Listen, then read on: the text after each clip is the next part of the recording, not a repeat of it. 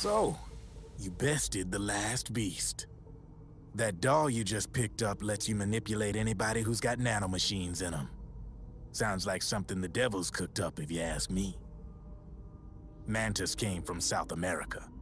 She was born and raised in a country racked by never-ending civil wars. Her village was attacked by enemy forces and burned to the ground. This was when she was still a little girl. Hunted by enemy death squads, she was separated from her family. She barely managed to escape with her life. Ended up in the basement of this one building. It was full of corpses that had been dumped there. Almost all of them had been tortured to death. She was petrified with fear. And then, she heard the sound of heavy boots on the floor above her, followed by shrieking screams. The kind that would make every hair on your body stand straight up. She had stumbled across a makeshift torture chamber. Somebody'd locked the door, and she was trapped. It was dark, it was dank, and it was full of a wretched stench. She couldn't sleep with the screams of torture victims all around her. All she could do was sit curled up in one corner of the room, trembling. A week passed. Then 10 days. She managed to keep hydrated by drinking the filthy water pooled up on the floor, but there was no food. Being trapped in that kind of place, half crazy from hunger, did a serious number on her mind.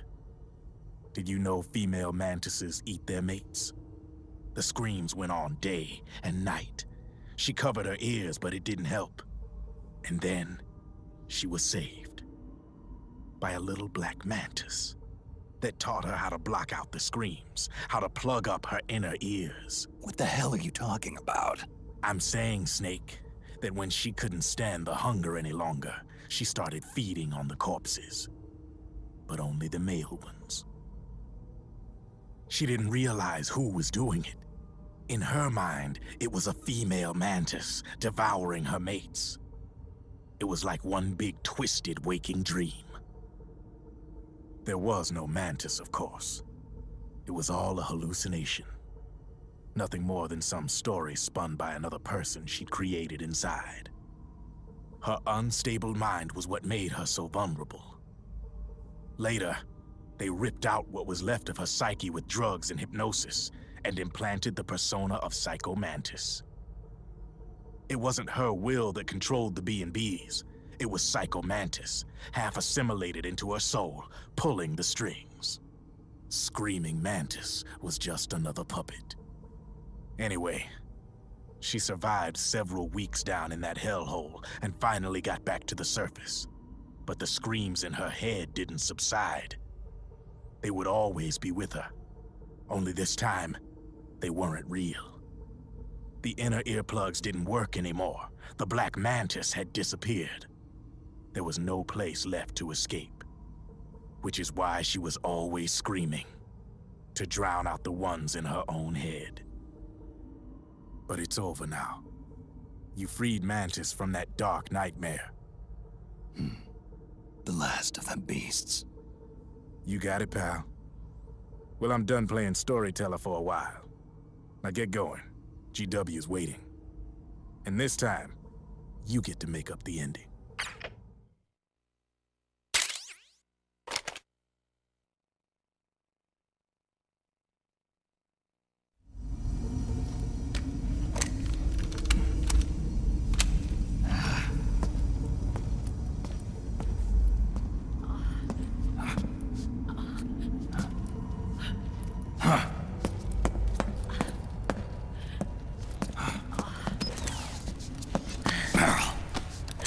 Snake. Where's Johnny?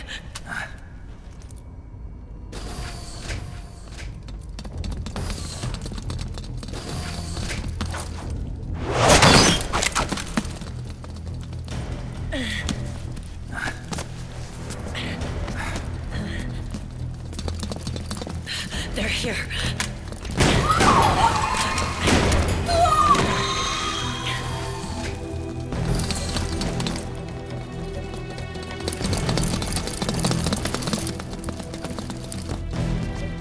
Without me. This time, I'll protect you. Go. Destroy DW while there's still time. While I'm still alive. Meryl.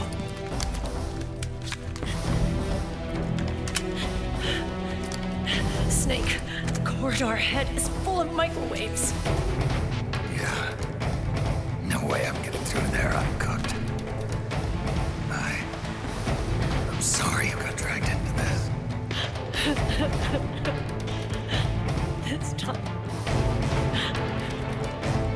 I've got your back.